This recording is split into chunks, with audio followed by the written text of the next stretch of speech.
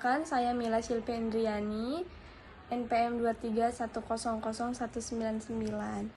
Perkenalkan, nama saya Revina Iris Ayu Puspitasari dengan nomor NIM 231000212, kelompok 14, kelas E. Assalamualaikum warahmatullahi wabarakatuh. Izin memperkenalkan diri, nama saya Salwa Nur Lutfia dengan NPM 231000215 dari kelas E dengan kelompok 14. Saya akan menjelaskan mengenai hukum formal dan sumber hukum formal beserta sumber hukum yang diterapkan di Indonesia. Hukum formal adalah jenis hukum yang mengatur tentang bagaimana cara mempertahankan dan melaksanakan hukum material. Sumber hukum formal adalah bentuk hukum berdasarkan pada tata cara dan bentuk hukum yang diberlakukan. Sumber hukum formal yang digunakan di Indonesia ada 5, yaitu yang pertama, undang-undang, yang kedua, kebiasaan, yang ketiga, jurisprudensi, dan yang keempat adalah traktat, serta yang kelima, doktrin. Saya akan menjelaskan satu sumber hukum formal, yaitu undang-undang. Undang-undang adalah suatu peraturan atau keputusan negara yang tertulis dibuat oleh alat perlengkapan negara yang berwenang dan mengikat masyarakat. Bentuknya tertulis, adanya tata cara dalam proses pembuatannya dilakukan oleh DPR dan Presiden.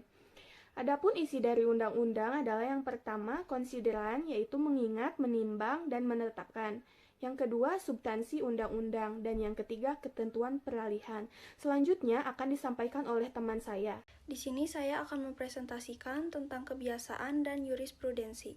Kebiasaan atau custom. Kebiasaan merupakan suatu perbuatan yang dilakukan oleh orang secara tetap atau perbuatan manusia mengenai hal tertentu yang dilakukan secara berulang-ulang yang ditaati atau diyakini oleh masyarakat. Kebiasaan bentuknya tidak tertulis sehingga sering menimbulkan ketidakpastian hukum. Kebiasaan bersumber dari perilaku. Hukum kebiasaan ada korpus dan animus. Apabila kebiasaan tersebut diterima oleh masyarakat, sehingga apabila melakukan kesalahan terhadap kebiasaan tersebut akan menimbulkan akibat hukum. Selanjutnya, saya akan menjelaskan tentang jurisprudensi. Jurisprudensi adalah putusan hakim terdahulu yang sering diikuti dan dijadikan dasar keputusan oleh hakim untuk perkara yang sama.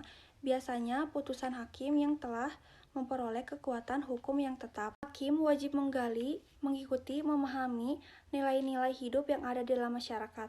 Ada 2 asas, yaitu yang pertama, asas preseden, asas yang dianut oleh negara Anglo-Saxon, yang kedua asas bebas, yang dianut oleh negara Eropa kontinental. Saya akan membahas materi mengenai hukum formal yang di awal telah dijelaskan oleh rekan-rekan saya. Saya di sini akan melanjutkan pembahasannya, yaitu tentang traktat atau perjanjian internasional.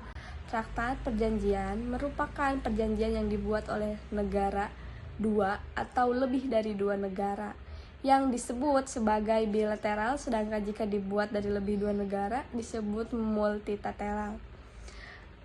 Traktat atau perjanjian yang terbentuk antar negara yang dituangkan dalam bentuk beragam, misalnya konvensi internasional yang diratifikasi. Selanjutnya, doktrin atau pendapat para ahli. Doktrin adalah suatu ajaran dari seorang ahli hukum yang secara umum sudah diakui keilmuannya dalam dunia hukum. Selain itu juga, ajarannya berpengaruh terhadap hakim dalam menentukan suatu putusan. Dengan kata lain, bahwa hakim seringkali mempergunakan doktrin sebagai landasan untuk mencari kebenaran material dari suatu perkara yang dihadapinya. Sekian pembahasan dari saya. Billahi taufiq wal hidayah. Wassalamualaikum warahmatullahi wabarakatuh.